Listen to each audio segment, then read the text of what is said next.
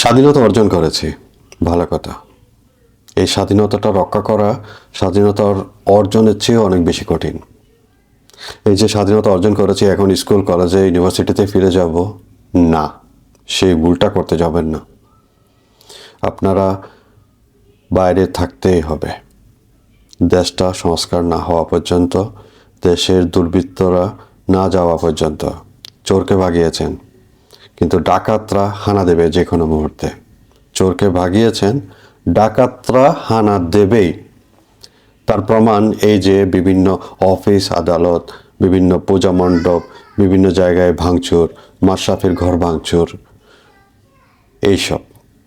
এইসব জায়গাতে আপনাদেরকে প্রোটেক্ট করতে হবে। দুর্বৃত্তকে ধরে আইনের হাতে দিতে হবে, যেন আপনার এই অবদান, এই যে শহীদের মৃত্যু, আপনাদের কঠোর পরিশ্রম, এটা যেন জাতি আজীবন মনে রাখে, সেজন্য কাজ করে যেতে হবে। যদি ডাকাতরা হানা দিয়ে দেয় কোনো এক সময়, ডাকাতরা যদি দখল করে ফেলে, দেখবেন এই যে রক্ত দিয়েছেন, আপনার ভবিষ্যৎ প্রজন্ম রক্ত দেবে। সেটা কি আপনি চান? সেটা কি আপনি চান আপনাকে লোকজন ভুলে যাক? যদি না চান, তাহলে এখনই রাস্তা ছেড়ে যায়েন না। 1 সেমিস্টার 2 সেমিস্টার মনে করবেন ফেল গেছেন। যতক্ষণ না পর্যন্ত দেশ সংস্কার না হয়, সঠিক মানুষের কাছে দেশের বারবজা না যায়, ততক্ষণ পর্যন্ত মাঠ ছাড়বেন না। আপনাদেরকে এখন খুবই প্রয়োজন দেশের। এখন শিক্ষা প্রতিষ্ঠানে ফিরে যাওয়ার দরকার নেই। আপনার কলেজ ইউনিভার্সিটির টিচারদের থেকে আপনারা পরামর্শ নিন কিভাবে আগাবেন, লোকজনকে এডুকেটেড করুন।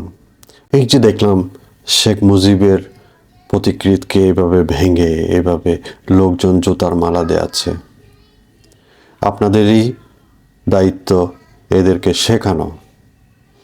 শেখ মুজিব, জিয়াউর রহমানকে কিভাবে লোকজন সম্মান করবে, সেটা তাদের অবদানের কথা আমাদের ভুলে গেলে চলবে না।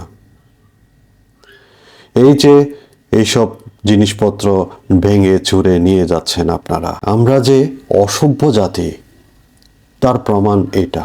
আপনারা কি ওখানে স্বৈরশাসককে ভাগাতে গিয়েছেন নাকি চুরি করতে গিয়েছেন?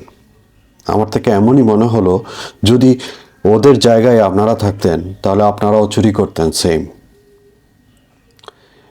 এইসব লোকদেরকে ছাত্ররাই ঠিক করতে পারবে। যতক্ষণ না পর্যন্ত ঠিক না হবে, ততক্ষণ পর্যন্ত মাঠ ছেড়ে যাবেন না।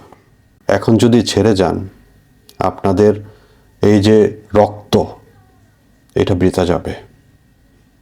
লোকজন একসময় আপনার নেক্সট জেনারেশনের মাঝে আপনাদের এই যে বীরত্বের কাহিনীকে উল্টো করে বিষ ঢুকিয়ে দেবে। তখন নেক্সট জেনারেশন আপনাদেরকে ঘৃণা করবে।